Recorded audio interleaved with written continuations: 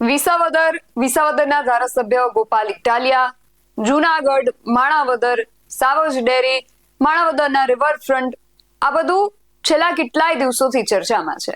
અને ખાસ વિસાવદર અને ત્યાંના ધારાસભ્ય ગોપાલ ઇટાલિયાના કારણે આ બધા જ વિષયો છે એ ચર્ચાનો મુદ્દો બન્યા છે.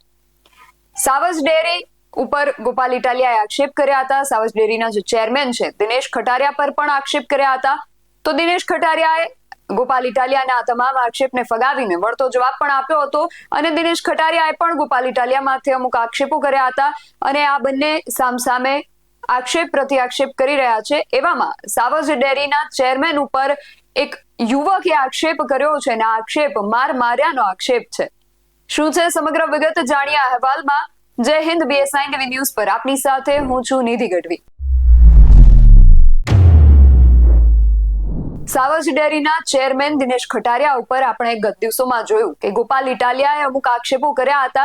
સાવજ ડેરીમાં તેમણે કૌભાંડને લઈને આક્ષેપો કર્યા હતા. તો દિનેશ ખટારિયાએ બધા આક્ષેપોને ફગાવ્યા હતા અને તેમણે સામે ગોપાલ ઇટાલિયાને સણસણતા જવાબ પણ આપ્યા હતા. પરંતુ આ આક્ષેપ પ્રત્યાક્ષેપની વચ્ચે હવે સાવજ ડેરીના જ ચેરમેન છે દિનેશભાઈ ખટારિયા, તેમની ઉપર એક યુવકે આક્ષેપ કર્યા છે અને આક્ષેપ તેમને મારવાના આક્ષેપ છે. યુવકનું કહેવું છે કે દિનેશભાઈ ખટારિયા સહિત અન્ય અમુક લોકોએ તેમને ચેરમેનની ઓફિસમાં બોલાવીને માર્યો છે. સૌથી પહેલા તો આ યુવકે હોસ્પિટલમાંથી જે નિવેદન આપ્યું છે એ સાંભળીએ. મારું નામ માડમ ભાવેશ. મને ડેરીમાં ઓફિસમાં બોલાવીને મને માર્યો. સાવજ ડેરી કોખવાડા, દિનેશભાઈ ખટારિયા અને ભૈલાભાઈ હુંબલ, બીજા 2-3 શખ્સો હતા પણ એને મને નામ નથી આવડતું. કે તું અમારી ડેરીમાં ટેન્કરના ફોટા પાડીને બીજાને નાખે છે.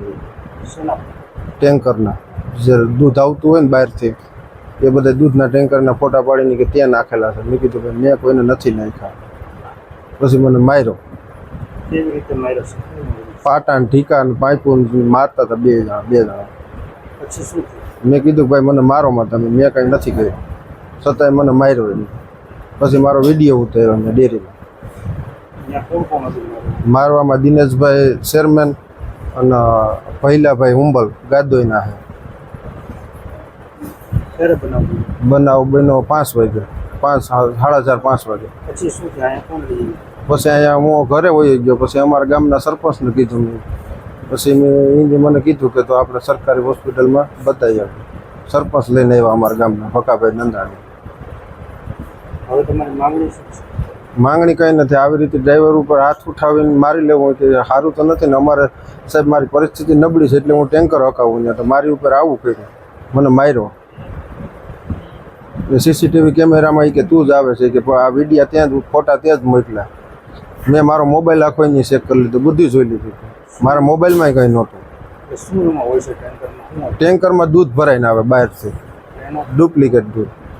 એટલે કે એ તું કે વાયરલ કર્યા ફોટા. મેં કીધું મેં નથી કર્યા કોઈને ફોટા વાયરલ. તો આ યુવકના એવા આક્ષેપ છે કે સાવજ ડેરીના જે ચેરમેન છે દિનેશભાઈ ખટારિયા, તેમણે અને અન્ય જે વ્યક્તિઓ છે એમણે આ યુવકને ત્યાં બોલાવીને માર્યો હતો અને એ લોકો એવું કહી રહ્યા હતા કે તે ટેન્કરના ફોટા પાડ્યા છે અને એ ફોટા તમે બારે આપો છો એટલા માટે આવા આક્ષેપ સાથે દિનેશભાઈ ખટારિયા અને અન્ય લોકોએ આ વ્યક્તિને માર્યો છે. હવે આ બાબતને લઈને દિનેશ ખટારિયા શું જવાબ આપે છે? કારણ કે જ્યારે ગોપાલ ઇટાલિયાએ તેમની સામે આક્ષેપ મૂક્યા હતા ત્યારે દિનેશ ખટારિયાએ તેમને જવાબ આપ્યો હતો. તો હવે આ યુવક જે આક્ષેપ કરી રહ્યા છે આ આક્ષેપનો દિનેશ ખટારિયા શું જવાબ આપે છે તે જોવું રહ્યું.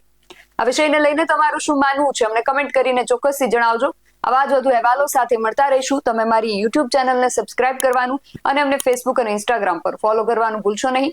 બાકી અવનવી અપડેટ્સ માટે આપ જોતા રહો BSI TV ન્યૂઝ. નમસ્કાર.